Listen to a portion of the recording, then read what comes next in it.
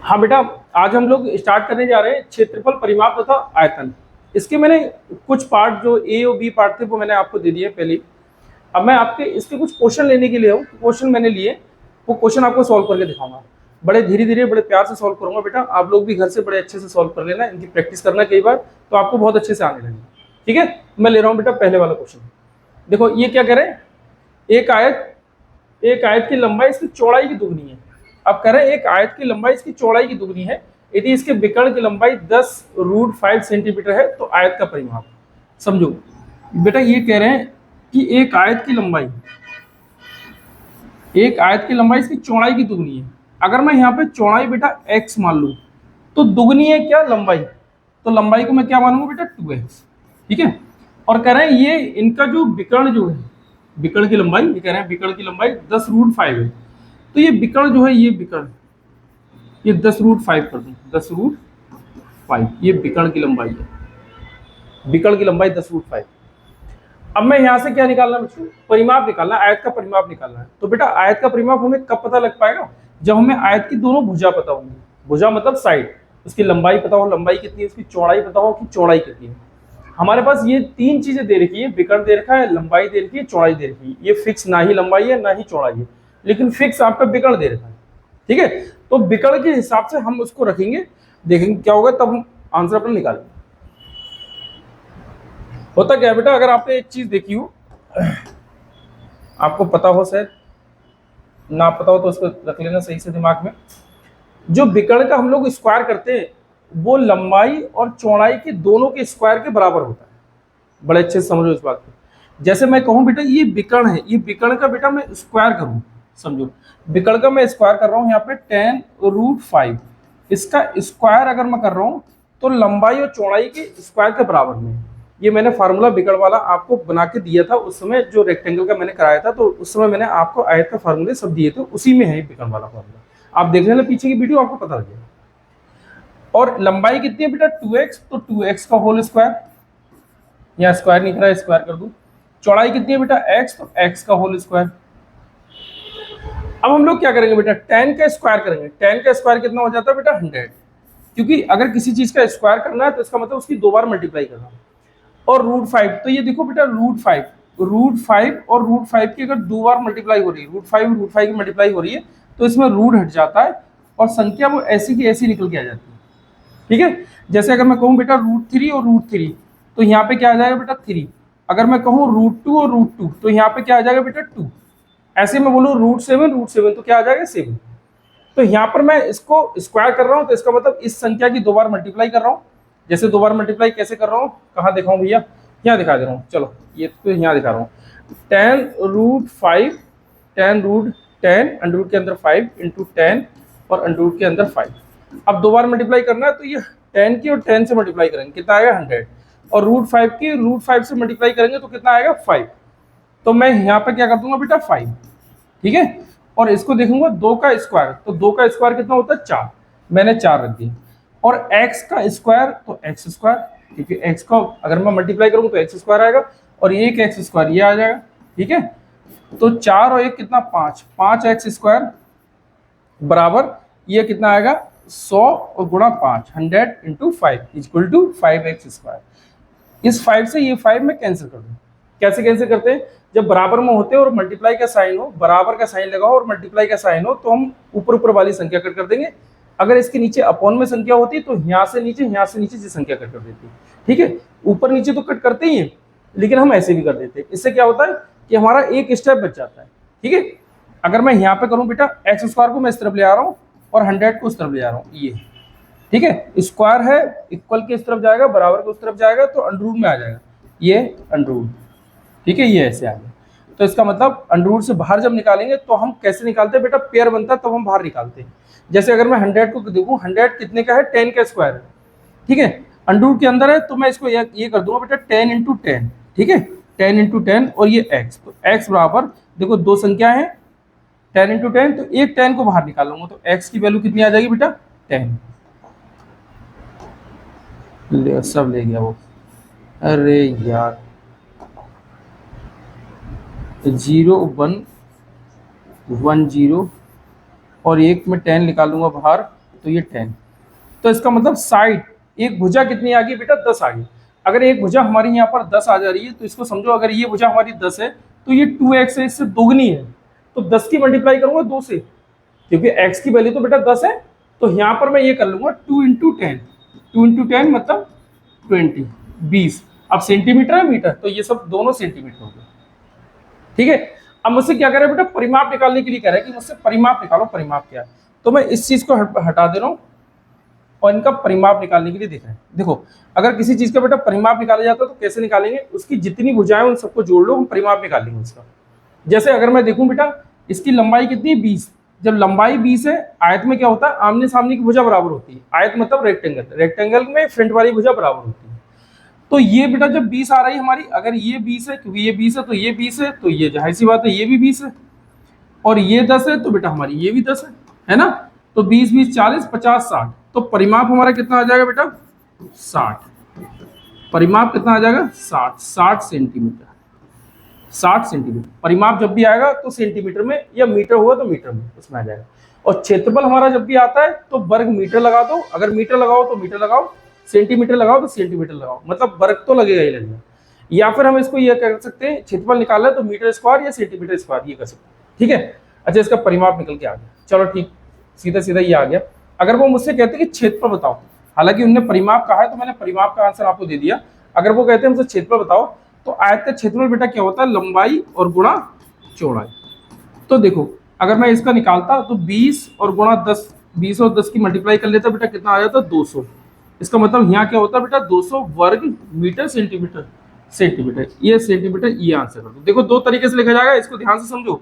200 वर्ग सेंटीमीटर, या तो मैं ये आंसर कर सकता हूँ, और या इसको ये लिख सकता हूँ 200 सेंटीमीटर का होल स्क्वायर, ये कर सकता हूँ, दोनों में से एक आंसर होगा। ठीक है ना। अब चलो अगला वाला क्वेश्चन देख रहे हैं। अगला वाला क्वेश्चन किस तरीके से, देखो क्या कर रहे हैं, एक आयत का क्षेत्रफल एक वर्ग के क्षेत्रफल का 3 गुना है। आयत की लंबाई 140 सेंटीमीटर है तथा चौड़ाई वर्ग की भुजा की 1.5 गुनी है। तो वर्ग की प्रत्येक भुजा की लंबाई क्या होगी, वर्ग की भुजा, हाँ वर्ग की भुजा। आयत का क्षेत्रफल वर्ग के क्षेत्रफल का 3 गुना है। अगर मैं यहाँ पर दोनों लिख लूँ बेटा, अगर मैं ये करूँ कि आयत का क्षेत्रफल बराबर वर्ग का क्षेत्रफल, देखें वर्ग का क्षेत्रफल, आयत का क्षेत्रफल बराबर वर्ग का क्षेत्रफल। ठीक है, अब आयत का क्षेत्रफल वर्ग के क्षेत्रफल का 3 गुना है, और आयत का क्षेत्रफल होता क्या है बेटा, लंबाई गुणा चौड़ाई। अगर मैं यहाँ देखूं लंबाई गुणा चौड़ाई, अच्छा इसका क्षेत्रफल, वर्ग का क्षेत्रफल क्या होता है, भुजा स्क्वायर, क्या कहते हैं भुजा, क्योंकि वर्ग का क्षेत्रफल भुजा स्क्वायर क्यों कर रहे हैं, क्योंकि उसकी लंबाई भी बेटा, अगर मैं देखेंगे तो लंबाई भी उसकी सेम होती है, चौड़ाई भी सेम होती है, दोनों सेम होती है, तो उसकी लंबाई चौड़ाई है सेम, तो इसलिए भुजा स्क्वायर कर दे रहे हैं, एक ही जैसी संख्या आएगी। अच्छा इसमें क्या है, लंबाई कितनी है, 40 सेंटीमीटर, किसकी, आयत की। देखो आयत की लंबाई 40 सेंटीमीटर, मैंने यहाँ पे लिख दिया बेटा 40 सेंटीमीटर, जैसा वो कहेंगे हम लोग वैसे कर रहे हैं। चौड़ाई की देख रहे हैं क्या कह रहे हैं, तथा वर्ग की भुजा की 1.5 गुनी है, क्या 1.5 गुनी है, आयत की लंबाई 140 सेंटीमीटर है तथा चौड़ाई वर्ग की भुजा की 1.5 गुनी है, वर्ग की भुजा की 1.5 गुनी है। अब वर्ग की भुजा मैं मान ले रहा हूँ अपनी तरफ से x, इसका मतलब x स्क्वायर, और इसका 1.5 कैसे होगा, मतलब एक है, एक x मान लिया और इसको मैं 1.5 करूंगा बेटा, तो यहाँ पे 1 तो पूरा पूरा होगा, और 1.5 करने के लिए 5 और लगा दूंगा, मतलब 50, 5 है 50 मान लेंगे, और यहाँ पे क्या कर लेंगे बेटा, x कर लेंगे, ये हो जाएगा इसकी 1.5। ठीक है, तो इसका मतलब मैं क्या कर लूँ बेटा, यहाँ पर 1.5 1.5 और x क्यों आया, क्योंकि ये भुजा जो है 1.5 गुनी है, चौड़ाई जो है 1.5 गुनी है किसकी, वर्ग की, इसलिए मैंने इसको कर दिया। ठीक है, अब क्या कह रहा है ऊपर वाला, एक बार पढ़ो, एक आयत का क्षेत्रफल एक वर्ग के क्षेत्रफल का 3 गुना है। आयत का जो क्षेत्रफल है ना, ये कह रहा है कि वर्ग के क्षेत्रफल का 3 गुना है, वर्ग के इसका 3 गुना है, कौन सा ये। तो जब यहाँ पर बराबर लगा होता है तो बराबर ये कहता है कि दोनों तरफ बराबर दो, दोनों तरफ संख्या क्या होनी चाहिए, बराबर होनी चाहिए।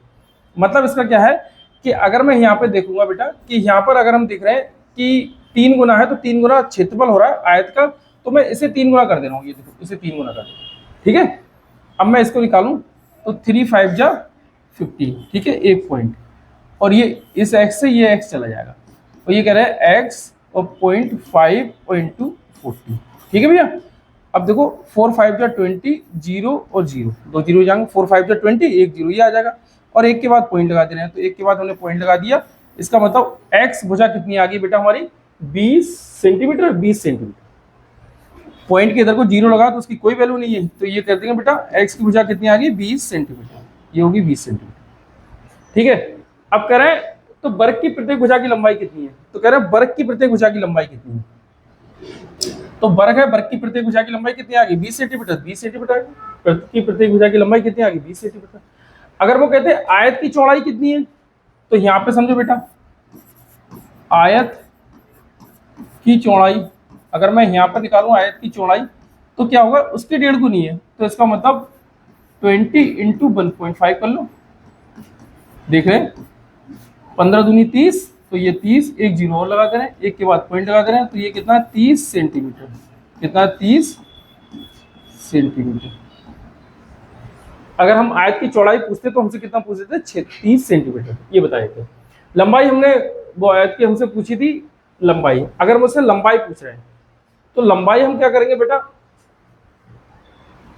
है वर्ग की प्रत्येक भुजा, वर्ग की प्रत्येक भुजा तो बता ही रही है, तो ये हो जाएगी आयत की लंबाई हमारी ये हो रही है, कुछ नहीं। अब इसके बाद में अगर वो पूछते हैं आयत का क्षेत्रफल, तो हम लोग आयत का क्षेत्रफल निकाल देंगे। यहाँ पे आयत का क्षेत्रफल निकालने के लिए क्या करेंगे लंबाई गुणा चौड़ाई, तो आयत का क्षेत्रफल, अगर मैं आयत का क्षेत्रफल देखूं तो बेटा लंबाई गुणा चौड़ाई, देखो लंबाई गुणा चौड़ाई, लंबाई कितनी है बेटा आयत की लंबाई है देखो 40 सेंटीमीटर, 40 रख दे रहा हूँ, और आयत की चौड़ाई मैंने निकाल ली 30, तो 30 रख दे रहा हूँ। अब इनकी जब मल्टीप्लाई करी जाती है तो बड़े ध्यान से करना, जैसे मैं इसको देखूं बेटा 4 की 3 की मल्टीप्लाई करूं, 4 3 12, ठीक है, और 2 जीरो जो इधर उधर है 2 जीरो मैं ऐसे ही कर दूं ये, और यहाँ पे क्या लगा दूं बेटा वर्ग मीटर लगा दूं, वर्ग मीटर सेंटीमीटर, सेंटीमीटर तो वर्ग सेंटीमीटर लगेगा, वर्ग तो लगता ही लगता है, लेकिन मीटर हुआ तो मीटर और सेंटीमीटर हुआ तो सेंटीमीटर। या तो मैं ऐसे लगा सकता हूँ, ये कर सकता हूँ, या इसको ये करूंगा बेटा 1200 सेंटीमीटर स्क्वायर, इन दोनों में से कोई एक आंसर दूंगा, या ये और या ये, कोई एक आंसर दूंगा। अगर दोनों आंसर दिए तो क्या हो जाएगा गलत हो जाएगा, ठीक है। 1200 वर्ग सेंटीमीटर, 4 3 12 और 2 जीरो, 1200 वर्ग सेंटीमीटर, हाँ ठीक है हो गया 30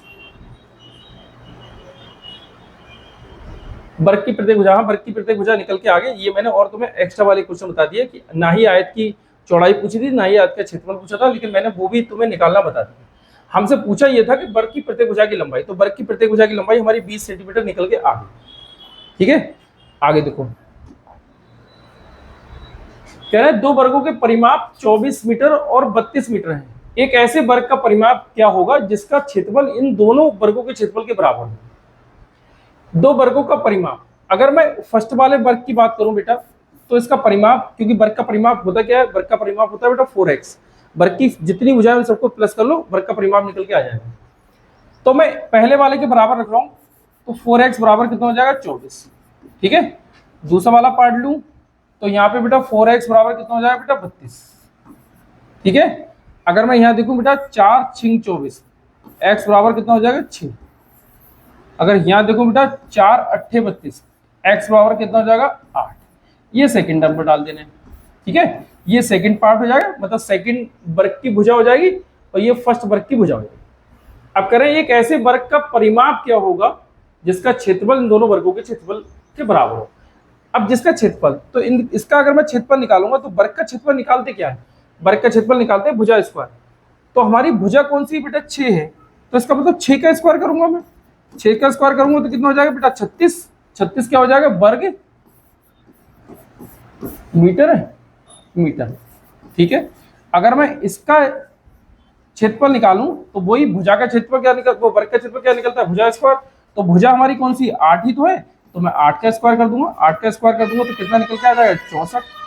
अब इन दोनों को जोड़ लिया जाएगा, मतलब 36 को और 64 को जोड़ लिया जाएगा। इसको भी मैं वर्ग मीटर कर दूं कोई दिक्कत नहीं, इसको भी वर्ग मीटर कर दे रहा हूँ। 3600 100 को अगर मैं दोनों को जोड़ूं तो बेटा यहाँ जोड़ लो, 3600 और 64 दोनों 100 होते हैं, आंसर पहले आ रहा था। 6 4 10 का सिर्फ हाथ लगा, 1 6 3 9 1 10 100। अब ये दोनों का क्षेत्रफल है, दोनों का क्षेत्रफल है 100 वर्ग मीटर। तो एक नए आयत नए वर्ग बना लेगा, तो नया वर्ग का क्षेत्रफल एक्स स्क्वायर बराबर कितना हो जाएगा 100, और ये एक्स है बेटा बराबर के इस तरफ जाएगा तो ये अंडर में आ जाएगा, ये आ गया। तो अंडर से बाहर मैं इसको निकालूंगा बेटा 10 × 10, ये इस तरीके से 10 × 10 कर लूंगा, फिर एक 10 बाहर निकाल लूंगा, क्योंकि अंडर के बाहर जब निकलता है तो पेयर में होगा तब एक संख्या बाहर निकलेगी। तो ये दोनों देखो पेयर में जोड़े में एक संख्या हम बाहर निकाल ले रहे हैं, मतलब x बराबर कितना आ जाएगा बेटा 10 मीटर। 10 मीटर, ठीक है, एक्स की मतलब 10 मीटर, ठीक है। तो इसका ऐसे वर्ग का परिमाप हमें बताना है। अब वर्ग का परिमाप होता क्या है, आप ये देखो बेटा, वर्ग का परिमाप होता है 4x, वर्ग का परिमाप क्या है बेटा 4x, तो ये 4x, 4 और इंटू 10, 4 10 जा 40 मीटर वर्ग का परिमाप हो आंसर। वर्ग का परिमाप क्या होगा बेटा 40 मीटर, जो हमसे पूछा था वो हमने बता दिया। इसको धीरे धीरे देख करके देखते रहना, बहुत अच्छे से समझ में आ जाएगा। अगला वाला मैं क्वेश्चन ले रहा हूँ, देख रहे हैं 25 मीटर लंबे और 15 मीटर चौड़े एक आयताकार पार्क की लंबाई तथा चौड़ाई के समांतर ठीक बीच में 4 मीटर चौड़ी दो सड़कें परस्पर काटती हैं। इन सड़कों को ₹2.25 प्रति वर्ग मीटर की दर से रोड़ा बिछाने का खर्च क्या होगा। अच्छा 25 मीटर लंबे, ठीक है, हम रख रहे हैं ये 25 मीटर लंबे, ये इसकी लंबाई मैंने कर दी 25 मीटर, ठीक है, और चौड़ाई वो बता रहे हैं 15 मीटर, ठीक है भैया, और कह रहे हैं समांतर लंबाई तथा चौड़ाई के समांतर ठीक 4 मीटर चौड़ी दो सड़कें हैं। मतलब अगर सड़क कर रही है तो लंबाई के समांतर तो ये हो जाएगी, सड़क है तो इस तरीके से आएगी, चौड़ाई के समांतर समांतर ये आ जाएगी, ठीक है, और 4 मीटर है तो मैं यहाँ पे लिख दूं बेटा 4 मीटर, इसका मतलब ये भी 4 मीटर है, ये भी 4 मीटर है, ये भी 4 मीटर है। अब ये जो बन के निकल के आता है यहाँ पर, ये बेटा वर्ग की शेप में आता है, हालांकि ये मेरा वर्ग नहीं बन पाया है, लेकिन ये वर्ग की शेप में आता है, देख रहे हैं। अगर मैं यहाँ देखूं बेटा इसकी लंबाई कितनी है, पहले मैं इसका क्षेत्रफल क्या बता रहा है, इन सड़कों पर ₹2 प्रति वर्ग मीटर की दर से रोड़ी बिछाने का खर्च क्या है, ₹2 प्रति वर्ग मीटर। अब देखो प्रति वर्ग मीटर दे रखा है, इसका मतलब क्या है, प्रति वर्ग मीटर दे रखा है, तो सड़क का मैं पहले क्षेत्रफल निकालूं, सड़क का क्षेत्रफल कितना होगा। तो इसको मैं इस तरीके से कर रहा हूं, देखो अगर मैं इसकी लंबाई देखूं, ये बीच वाला पार्ट मैंने निकाल लिया बेटा, इसकी लंबाई देखूं तो 25 मीटर हो जाएगी, और चौड़ाई इसकी कितनी है 4 मीटर, तो 4 मीटर। अब यहाँ पर अगर मैं देखूं इसको, तो इसकी लंबाई कितनी है बेटा 15 मीटर, 15 मीटर, और चौड़ाई कितनी है 4 मीटर। देखो चौड़ाई ये वाली ली जाती, लंबाई ये ले ली, ये आ गई, और चौड़ाई ये यहाँ से यहाँ तक ये वाली, ये चौड़ाई कितनी है 4 मीटर है, तो मैंने 4 मीटर गिना। अब अगर मैं रोड़ा इस पे बिछाऊंगा, घास बिछाऊंगा, जो भी वो कहे, रोड़ा कहे घास कहे, जो बिछाने के लिए कहे, तो बेटा मैं एक बार जब ऐसे पलट मारूंगा तो एक बार मैं ऐसे भी मारूंगा। इसका मतलब ये जो बीच का एरिया है, ये बीच का एरिया ये 2 बार आ रहा है, कितनी बार आ रहा है 2 बार। एक बार अगर मैं ऐसे मारूंगा तो सड़क पड़ेगी, एक बार ऐसे मारूंगा तो भी पड़ेगी, तो ये 2 बार आ रहा है, तो इसका एक बार मैं माइनस कर देता हूँ। जैसे ये एक बार मैं क्या कर दूंगा बेटा माइनस कर दूंगा, और ये आ रही है 4 वर्ग के आकार के आ रही है 4 मीटर। इसका मतलब मैं वर्ग का क्षेत्रफल, इन दोनों आयत के क्षेत्रफल को जोड़ूंगा और वर्ग का क्षेत्रफल माइनस कर दूंगा, एक माइनस करूंगा तो मुझे सड़क का क्षेत्रफल निकल के आएगा। जैसे समझो अगर मैं आयत का क्षेत्रफल निकालता हूं तो क्या होता है बेटा लंबाई गुणा चौड़ाई। अब देखो 25 की और 4 की मल्टीप्लाई कर दे तो 25 चौका कितना हो जाएगा बेटा 100, 100 वर्ग मीटर, मीटर है तो वर्ग मीटर, लेकिन लिख नहीं रहे, ऐसे कर ले रहे हैं। अगर मैं इसका क्षेत्रफल निकालूं तो इसका क्षेत्रफल कितना आ जाएगा लंबाई गुणा चौड़ाई, तो इसका मतलब 15 गुणा 4, 15 चौका 60, 60 वर्ग मीटर। अगर मैं वर्ग का निकालूं, वर्ग का अगर क्षेत्रफल निकालूं तो इसका क्षेत्रफल क्या होगा बेटा भुजा स्क्वायर होता है, तो भुजा कितनी है 4, तो 4 का स्क्वायर कर लेंगे, 4 का स्क्वायर कितना हो जाएगा बेटा 16, और ये भी वर्ग मीटर आ जाएगा। तीनों निकल के आ रहे हैं। अब हम ये वाले आयत का क्षेत्रफल और ये वाले आयत का क्षेत्रफल हम दोनों क्या कर लें बेटा प्लस कर लें, ठीक है। जैसे अगर मैं ये करूं बेटा कि 100 और ये कितना है 60, दोनों हो जाएंगे बेटा 160 वर्ग मीटर, और इसमें से ये 16 माइनस कर लिए जाएंगे। क्यों माइनस करें वो मैंने आपको बता दिया कि एक बार इधर से पड़ रही है, एक बार इधर से पड़ रही है, ये बीच वाला पोर्शन जो है 2 बार आ रहा है, तो मुझे एक बार माइनस करना पड़ेगा।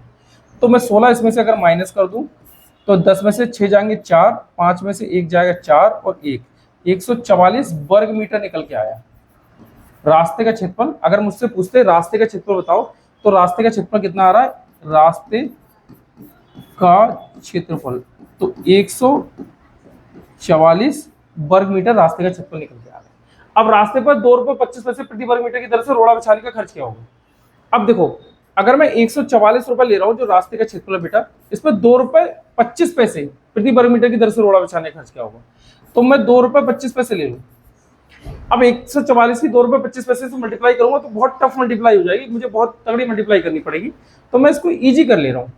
जैसे इसको हटाया तो यहाँ पर मैं 100 कर ले रहा हूँ, ठीक है, मतलब ये करूंगा 225/100, ठीक है, और इसको अगर मैं देखूँ 25 बन जाए और 25 4 जा, ठीक है, 4 2 जा 8 और 1 9, 9/4 अब इसकी मल्टीप्लाई कर दो 144 से, लो अब इजी हो जाएगा। देखूंगा बेटा 4 3 जा 12, 4 3 12 और कितना 2 4 8 जा 4 6 जा 24। देखो हिंदी में समझ लो, 4 3 12 2 4 6 24। इसका मतलब यार पॉइंट कहाँ से आ गया,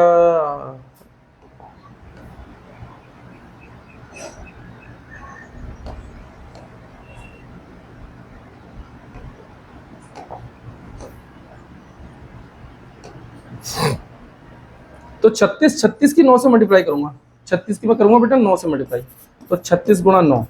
अब देखो 9 6 54 के 4, हाथ से लगा 5, 9 3 27, 27 और 5 कितना होता है 32। एक बार देख लो फिर से, 9 6 54 के 4, हाथ से लगा बेटा 5, 9 3 27, 27 और 5 7 5 12 मतलब 32। ये इतना, अब ये रुपए निकल के आ जाएगा, क्या निकल के आएगा, ये रुपए। ध्यान रखना, हमने जब मल्टीप्लाई की थी उस समय ये सिर्फ सिंपल ये था रुपए। हमने जब मल्टीप्लाई की थी तो क्षेत्रफल से मल्टीप्लाई की, ये क्षेत्रफल निकल के आया था, रास्ते का क्षेत्रफल, रास्ते के क्षेत्रफल से मैंने इससे मल्टीप्लाई की है, ये इस तरीके से मल्टीप्लाई की, तो अब ये रुपए निकल के आ गए कि 324 रुपए निकल के आ गए। ठीक है, इस क्वेश्चन को देख लेना बड़े अच्छे से, ये क्वेश्चन अक्सर मिलते रहते हैं एग्जाम में। ठीक है, अगला मैं देख रहा हूं बेटा क्या है, कह रहे 10 सेंटीमीटर भुजा वाले 6 घनों को साथ साथ मिलाकर रखने पर बने घनाभ का संपूर्ण पृष्ठ क्या होगा, घनाभ का संपूर्ण पृष्ठ। अच्छा घनाभ होता क्या, पहले मैं घनाभ तुमको बताऊं, ये होता है बेटा घनाभ, ये घनाभ होता है, घनाभ की सभी, घनाभ है घन कह रहा है, 10 सेंटीमीटर भुजा वाले 6 घन को, पहले घन कह रहा है और उसके बाद में क्या कह रहा है, घनाभ। चलो पहले घन को देख लेना है फिर घनाभ को। घन की सभी भुजाएं बेटा बराबर होती हैं। ठीक है, अगर मैं यहाँ पे x कर दूं तो इसका मतलब ये भी x है, ये भी x है, अब ये जो जितनी दिख रही है ये सब x x हो जाएगी। अच्छा इन पे कुछ चीजें अगर देखें तो मैं किनारों की बात करूं ना, कभी पूछ लिए जाते हैं घन में कितने किनारे हैं, तो घन में किनारे बेटा यहाँ से यहाँ तक होंगे, 1 2 3 और ये 4 5 6 7 8 8 9 10 10 11 12 ये 13 आ गए, लेकिन होते 12 है। ठीक है, शायद कुछ मिस हो रहा है, लो फिर से देख रहे हैं हम लोग, इसी चीज को हमने डबल काउंट कर दिया है ना। अब देख रहे हैं बेटा, अगर मैं देखूं 1 2 3 और 4 5 6 7 8 9 10 11 और ये 12। ठीक है, किनारे कितने होंगे 12। और पृष्ठीय क्षेत्रफल अगर मैं देखूं तो ये पृष्ठीय क्षेत्रफल ये वाला आ जाता है, जैसे ये निकल के आ रहा है, ये पृष्ठीय क्षेत्रफल निकल के आ रहा है ना, तो ये पार्ट को कहते हैं। तो 1 2 3 4 5 6, तो पृष्ठीय क्षेत्रफल हमारे कितने होंगे बेटा 6। और कोर जिसको कहे, कोर कितनी होंगी, तो कोर देखो बड़े ध्यान से, कोर होती है हमारी देखो 1 2 3 4 5 6 7 8, कोर कितनी होंगी 8। ठीक है, ये बड़े अच्छे से देख लेना, ये कभी पूछ लिया जाएगा डायरेक्ट में तुम लोग फंस जाओगे, इसलिए इसको याद कर लेना। अच्छा मैं अगर घन की बात करूं तो पहले मैं घन की सब चीजें आपको बता दूं। घन का आयतन क्या होता है, देखो घन का आयतन जिसे इंग्लिश में वॉल्यूम बोलते हैं बेटा, अगर मैं आयतन देखूंगा तो इनमें लंबाई चौड़ाई ऊंचाई तीनों एक जैसी होती है, तो मैं तीनों की मल्टीप्लाई करूंगा x into x into x, इसका मतलब क्या हो जाएगा बेटा x क्यूब। और घन का विकर्ण की बात करें तो विकर्ण क्या होता है, ये घन में लिख दे रहा हूं, घन और ये क्यूब। घन के विकर्ण की बात करें तो क्या होगा x√3, तो x√3 हो गया। और घन के डायगोनल क्या होता है, विकर्ण हाँ डायगोनल को कहते हैं, और एक क्या होगा पृष्ठीय क्षेत्रफल। तो घन का पृष्ठीय क्षेत्रफल अगर मैं देखूं बेटा, पृष्ठीय क्षेत्रफल क्या होगा, तो 6x²। इस चीज को ऐसे ही याद कर लेना, यही सेम घनाभ के लिए लागू होगा। घनाभ में क्या होती है बेटा, लंबाई चौड़ाई ऊंचाई तीनों अलग अलग हो जाती है, तो तीनों के हिसाब से बन जाता है LBH। चलो घनाभ का क्या करूं, यहाँ बना दूं, ठीक है लो घनाभ का बना दे रहा हूँ। ये घनाभ है, घनाभ में बेटा कोरे किनारे जो इसमें है जितनी वही इसमें होती है। ठीक है, अगर मैं घनाभ देखूं, घनाभ में लंबाई चौड़ाई ऊंचाई सब बराबर, वो अलग अलग होती है, इसे इंग्लिश में बेटा क्यूबाइड भी बोला जाता है। ये L होगा, ये H होगा, ये B होगा। अगर मैं इसका आयतन निकालूं तो आयतन क्या होगा LBH। अगर मैं इसका पृष्ठीय क्षेत्रफल निकालूं, पृष्ठीय क्षेत्रफल अगर मैं पृष्ठीय क्षेत्रफल निकालूं तो ये 2 ब्रैकेट के अंदर LB प्लस BH और प्लस HL, ये हो जाएगा पृष्ठ क्षेत्रफल। आयतन हो गया, पृष्ठीय क्षेत्रफल हो गया, और विकर्ण निकालूं तो ये विकर्ण मतलब डायगोनल विकर्ण बीच वाला होता है, तो L square plus B square और प्लस एच स्क्वायर, ये विकर्ण हो जाएगा, और स्क्वायर इस तरफ जाके अंडर रूट बना देगा, ये हो जाएगा। ये दोनों चीजें देखे काम आ रही है। अब दोनों चीज के हिसाब से हम लोग कर रहे हैं।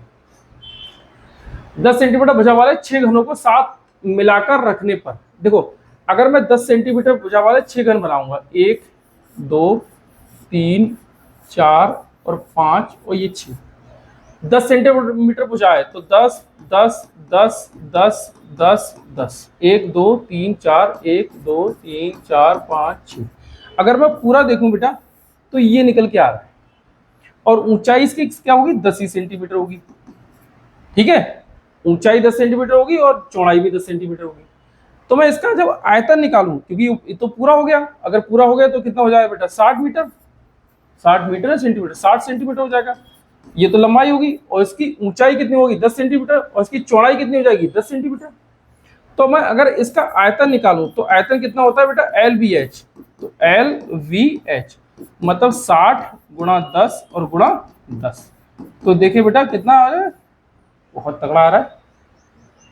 6 घन है 10 60, ऊंचाई भी 10 होगी, चौड़ाई भी 10 होगी, भैया ये आ ही रहा है, तो हम इसमें कुछ कर नहीं सकते। 1 2 3 और ये 6, ये क्या आएगा बेटा, घन सेंटीमीटर। ये इसी तरीके से निकलता है। अगर आयतन होगा तो बेटा घन सेंटीमीटर लगेगा, मतलब घन लगेगा ही लगेगा, और सेंटीमीटर तो सेंटीमीटर रखा जाएगा, मीटर होगा तो मीटर रखा जाएगा। या फिर मैं इसको ये कर सकता हूँ, सेंटीमीटर के ऊपर क्यूब, ये हो जाएगा आयतन। मुझसे क्या पूछा, संपूर्ण पृष्ठ का क्षेत्रफल। अगर संपूर्ण पृष्ठ का क्षेत्रफल किसका पूछा बेटा, घनाभ का। घनाभ का संपूर्ण पृष्ठ का क्षेत्रफल क्या है, ये है। तो मैं इसको संपूर्ण पृष्ठ का क्षेत्रफल, तो ये 2LB प्लस VH और प्लस HL। अब ये समझो, LB ये है, ये हम इसको L नाम दे रहे हैं, इसको B नाम दे रहे हैं, इसको H नाम दे रहे हैं। मैं इसकी मल्टीप्लाई करूंगा, L कितना है बेटा 60 और B कितना है 10। इसमें ध्यान से देखते रहना, मैं यहाँ से ले रहा हूँ। B हमारी कितनी है बेटा 10, और ये कितनी है 10, और H हमारी कितनी है बेटा 10, और L हमारी कितनी है 60। अगर मैं इसको देखूं तो ये क्या निकल के आएंगे, मतलब ये 60 600 हो जाएगा, और ये कितना है 100 हो जाएगा, और ये कितना है 600 हो जाएगा, और 2 से मल्टीप्लाई हो जाएगी, तो 6 6 12 और 1 13, 1300, 1300 और गुणा 2 मतलब 2600 आ जाएगा।